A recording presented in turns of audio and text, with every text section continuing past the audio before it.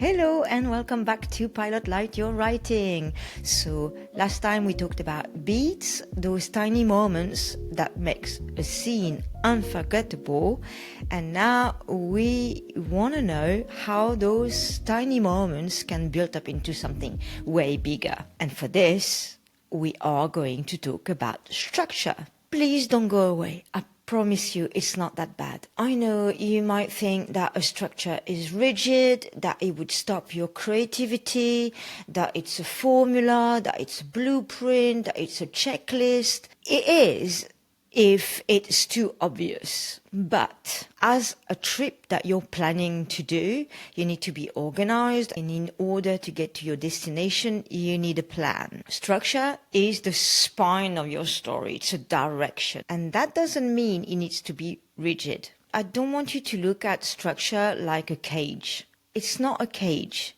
It's a spine. It's a direction to tell your story the right way. However, it's good to point out that structure is everywhere around us. Flowers have structure, buildings have structure, our body have a structure, everything around us have a structure. But they're not all the same. Normally, when you get into a house, you don't examine the structure inside the house.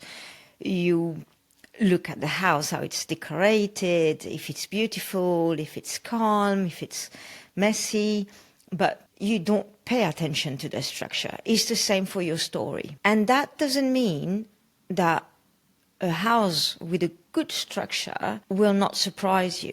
And it's the same with your story. It's not because a film, a book, or a screenplay has a good structure that it won't surprise your reader. So I would like to explore. We won't have time to explore, but I would like to share with you 6 powerful story structure and maybe hinting with you what structure is best for. So the most important thing that I'd like to underline before we start is structure needs to be felt, but not seen. It's a bit like, keep in mind the structure of a house. You want to feel good in the house. You don't want to analyze the structure. What structure creates is rhythm. And when the pacing feels right, your story feels good. And that's what structure does for you. It makes a living environment good for your story. It's not a cage again. It's just something that does quietly its job in the background and you don't see it. And what happens when you don't have a structure? I'm going to tell you straight away what you're going to feel when there is no structure or the structure is too loose in a story. You get bored. Or you get too confused and you leave the story. So the structure is really there to wrap it up all together. However, it should be invisible. And that's the difficult part, actually, to not make it obvious.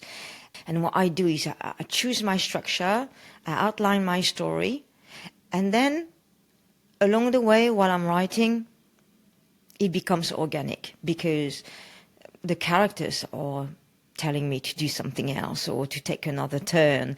And so obviously your structure is not rigid because even though there is a direction, you can still make your story in an organic way. Now let's dive into structure straight away. And the famous one, the easiest one, the one that everybody should be doing and mastering when they start the story is the 3-act structure. It's very simple. You have a setup, you have a confrontation in the middle, and a resolution at the end. To put it in simple words, there is a beginning, a middle, and the end. In life, we are born, we live, and we die. Basically, what it means is you have a setup of a story with characters, and then there is an inciting incident plunge your character into the story, and then they will work on that until the midpoint where everything is flipping, and they work harder on the problem until the end. Obviously, this is the simplest way to describe a structure, a beginning, a middle, and the end.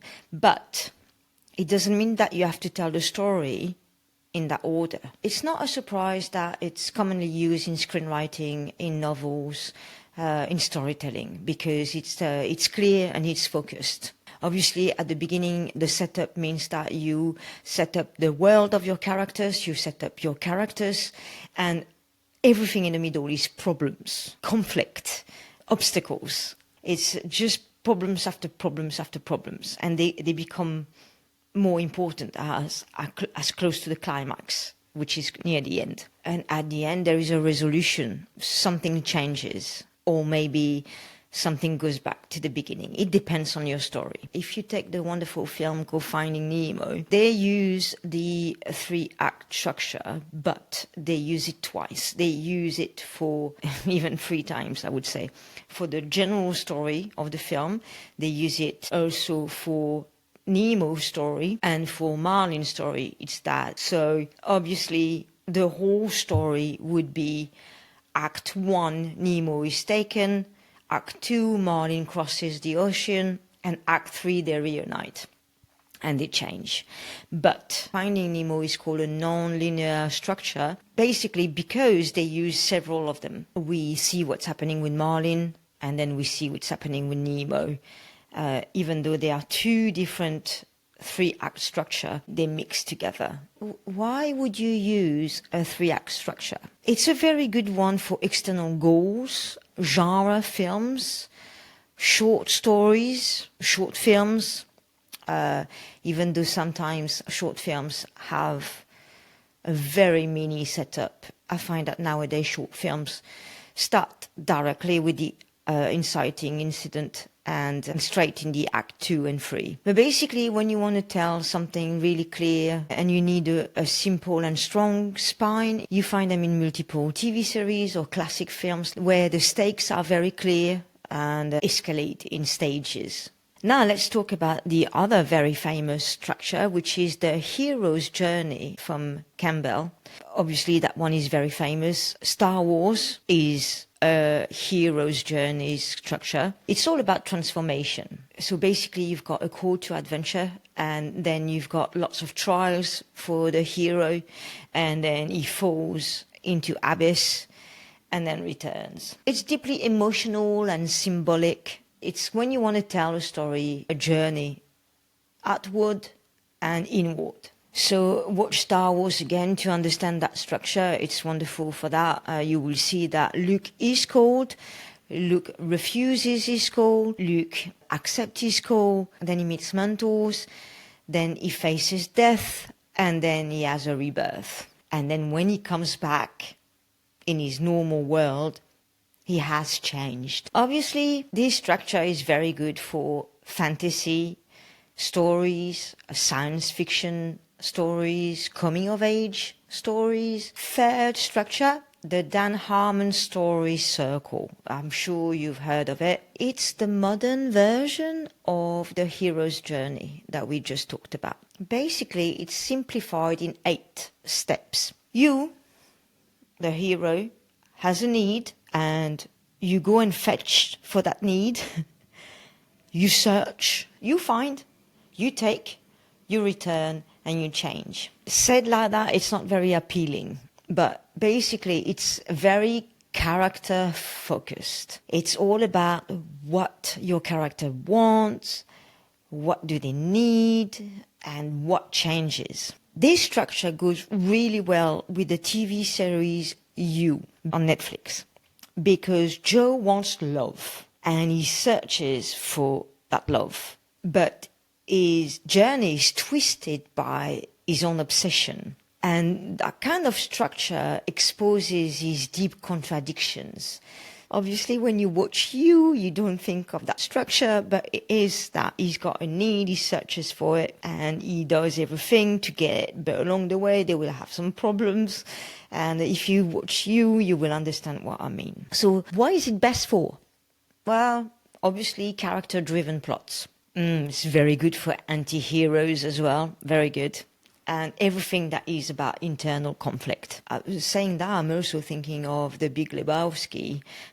He wants his rug back, but it's his own journey that reveals how little power he really has. Let's talk about a fourth one that I love from Jeffrey Alan Chester. He wrote a wonderful book called My Story Beats Up Your Story, where he talks about his own structure, and I find it wonderful. I've been using it quite a lot. This one is a structure that is very symbolic. He calls it the orphan, the wanderer, the warrior, and the martyr. Basically, he puts his main character in first the place of the orphan, which is an archetype, meaning the orphan is your character is someone that is lost on his own or on her own in a world that they don't understand. There is a loss from the beginning. That character will search for answers. Therefore, your character becomes a wanderer. And then when he finds that thing, he's going to fight for it. Then your character becomes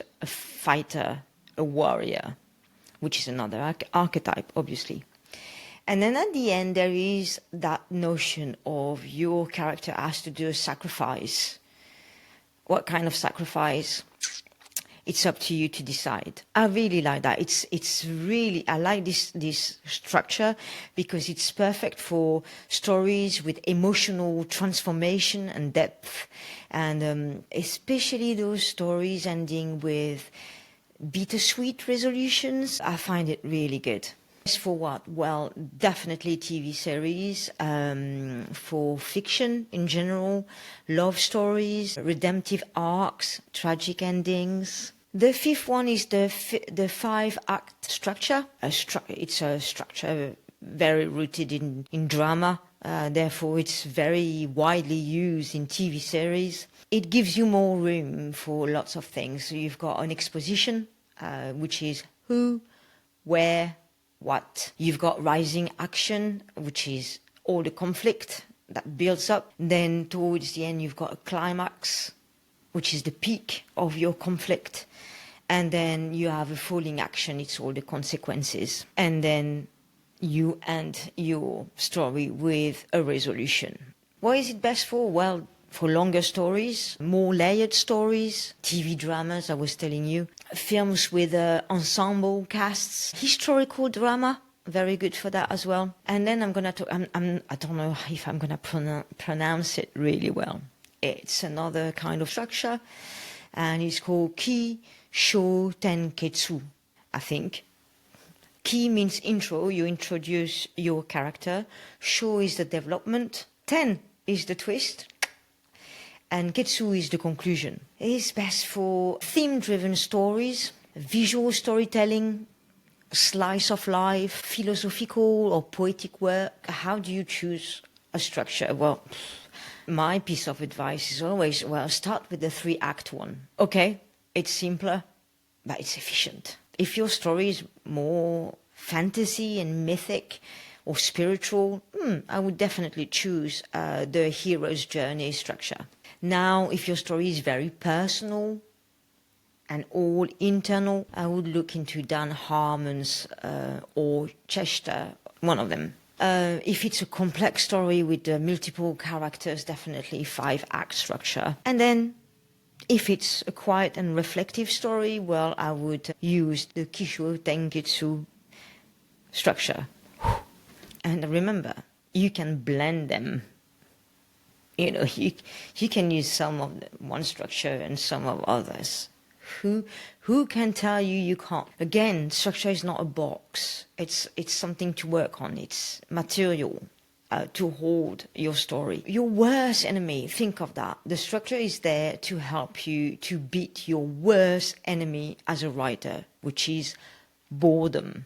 You want your readers or your viewers to be hooked by your story. You want them to feel alive when they read your story. You want them to be addicted to your story. And that's what structure does. So my writing prompt for you today. Take your story, the story you're writing at the moment, and try to use each of those structure and see if you can write down a line or two of your story in each structure and see which one matches your story.